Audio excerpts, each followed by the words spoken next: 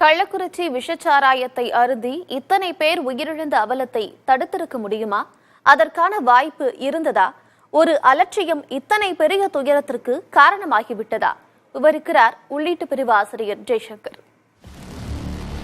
கள்ளக்குறிச்சி கருணாபுரம் பகுதியில் நடந்த விபத்துக்கு முக்கிய 3 துறைகளோட அலட்சியம் தான் காரணம்னு தெரிய வருது. செவ்வாய்க்கிழமை இரவு சாராயம் குடிச்ச பிரவீனுக்கு அடுத்த அரை மணி நேரத்திலேயே விஷச்சாராயத்தோட தாக்கம் தெரிய ஆரம்பிச்சிருக்கு.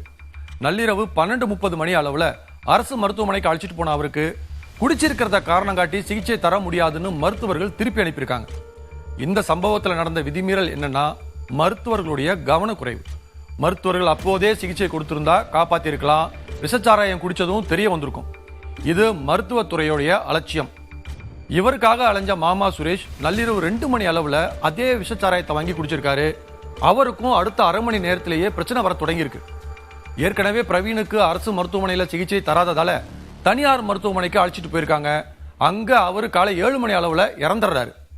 இதுல நள்ளிரவு 2 மணிக்கு கூட சாராயம் கிடைக்கிற அளவுக்கு நிலைமை மோசமாகி இருக்கு அப்படிங்கிறதும், கள்ளச்சாராய விற்பனையை காவல்துறை தடுக்க தவறி இருக்கு அப்படிங்கிறதும் நமக்கு தெளிவா தெரியுது. இதனால மக்களுக்கு ஈஸியா சாராயம் கிடைக்குது, நினைச்ச நேரத்தில் குடிக்கவும் முடியுது. இது காவல்துறையோட அலட்சியம். காலை 6 மணிக்கு மீண்டும் அரசு மருத்துவமனைக்கு அழைச்சி போகப்பட்ட பிரவீன் 8 மணி அளவுல இறந்துடுறார். அவரோட உடலும் தனியார் மருத்துவமனையில் இருந்த சுரேஷோட உடலும் வீட்டுக்கு கொண்டு வரப்படுது. 2 பேர் மரணத்துல சந்தேகம் இருக்குன்னு காவல்துறையில புகார் தந்ததா சொல்றாங்க சொந்தக்காரங்க. இந்த விதிமீறல் தான் பிரச்சனையை அடுத்த கட்டத்துக்கு கொண்டு போகுது. உயிரிழந்த 2 பேருக்கும் பிரேத பரிசோதனை செய்யப்படல. மருத்துவத்துறை இந்த விஷயத்தை காவல்துறைக்கு சொல்லல. உறவினர்கள் நேரடியா சொல்லியும் காவல்துறை விசாரிக்கல. இதனால 2 பேரும் விஷச்சாராயம் குடிச்சு இருந்த விஷயம் மக்களுக்கு தெரியல. காவல்துறை விசாரிக்காததால விஷச்சாராய விற்பனையை தடுக்கவும் இல்லை. மருத்துவம், காவல்துறையினர் 2 பேருடைய அலட்சியம் பல உயிர்கள் பறிபோகவும் காரணமாகுது. காலை 10 மணி அளவுல பிரவீன் மற்றும் சுரேஷுடைய உடலுக்கு அஞ்சலி செலுத்த சொந்தக்காரங்க வந்திருக்காங்க.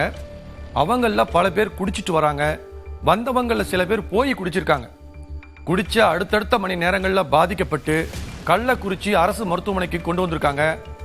அதன் பிறகும் இறந்தவங்க யாரும் கள்ளச்சாராயத்தால இறக்கலைன்னு மாவட்ட நிர்வாகம் அறிவிச்சது. காவல்துறையும் உடனடியாக செயல்படல. இதனால குடிக்கிறவங்க எண்ணிக்கையும் குறையல. மாவட்ட நிர்வாகத்தோட தவறான தகவலும் காவல்துறையின் அலட்சியமும் இந்த சம்பவத்தை பெரும் துயரச் சம்பவமா மாத்திருக்கு. மாலை 6 மணி வரைக்கும் விஷச்சாராயம் குடிச்ச பலர் தொடர்ந்து மருத்துவமனைக்கு வந்திருக்காங்க. சாராயம் குடிச்ச 1 மணி நேரத்திலேயே பாதிப்பு தெரியணும்ன்ற போது 5 மணி வரைக்கும் சப்ளை நடந்திருக்கலாம்னு மக்களும் சந்தேகிக்கிறாங்க.